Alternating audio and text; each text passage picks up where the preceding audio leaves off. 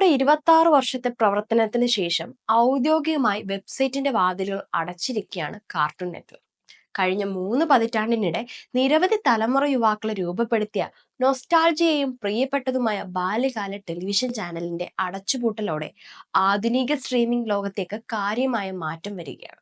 ഗൃഹാതുരത്വം നിറഞ്ഞ ഒരു digital കളിസ്ഥലം, exclusive ഫീച്ചറുകളും interactive ഗെയിമുകളും ഫീച്ചർ ചെയ്യുന്ന വെബ്സൈറ്റ് അടച്ചുപൂട്ടുന്നത് വാർണർ ബ്രോസ് ഡിസ്കവറിയുടെ ചെലവ് ചുരുക്കൽ നടപടിയുടെ ഭാഗമായാണ്.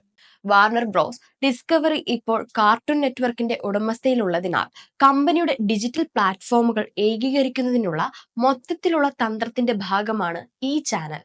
ഇത് അനിവാര്യമായും വെബ്സൈറ്റ് അടച്ചുപൂട്ടലിന് കാരണമായി മാറി. വെബ്സൈറ്റ് അടച്ചിരിക്കുമ്പോൾ ചാനൽ പ്രവർത്തനക്ഷമമായി തുടരും. കാർട്ടൂൺ നെറ്റ്വർക്ക് .കോമിന്റെ സന്ദർശകരെ ഇപ്പോൾ മാർക്സ് വാർണർ ബ്രോസ് ഡിസ്കവറിയുടെ മുൻനിര സ്ട്രീമിംഗ് സേവനത്തിലേക്ക് റീഡയറക്റ്റും ചെയ്യും. സിഎന്റെ പ്രതിനിധി ഒരു പ്രസ്താവന പുറത്തിറക്കിയിരുന്നു. കാർട്ടൂൺ നെറ്റ്വർക്ക് ആപ്പ് വഴിയും യൂട്യൂബ്, ഇൻസ്റ്റഗ്രാം, ഫേസ്ബുക്ക് പോലുള്ള സോഷ്യൽ പ്ലാറ്റ്ഫോമുകൾ വഴിയും ആരാധകർക്ക് കാർട്ടൂൺ നെറ്റ്വർക്കുമായി സംവദിക്കുന്നത് തുടരാമെന്നും. കാർട്ടൂൺ നെറ്റ്വർക്കിന്റെ website Dexter's Laboratory, The Powerpuff Girls, Samurai Jack, Teen Titans Go എന്നിവയുൾപ്പെടെ നിരവധി ഐക്കണിക് ഫ്ലാഷ് ഗെയിമുകളുടെയും അവയുടെ യഥാർത്ഥ പ്രോഗ്രാമിംഗിൽ നിന്നുള്ള എക്സ്ക്ലൂസീവ് ഷോ ഉള്ളടക്കങ്ങളുടെയും ഹോസ്റ്റാണിത്. പുതിയ ചെലവ് ചുരുക്കൽ തന്ത്രത്തിൽ വാർണർ ബ്രോസ് ഡിസ്കവറി ചാനലിന്റെ വ്യാപ്തി വിപുലീകരിക്കാൻ പ്രവർത്തിക്കുന്നുണ്ടെന്ന് വിവരം വന്നിട്ടുണ്ട്.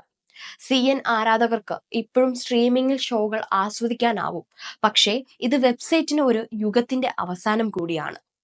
കാർട്ടൂൺ നെറ്റ്വർക്കിൽ ബാല്യകാലം രൂപപ്പെടുത്തിയവർക്ക് ഇത് ഗൃഹാതുരത്വമായ അന്ത്യമാണ് കുറിക്കുന്നത്.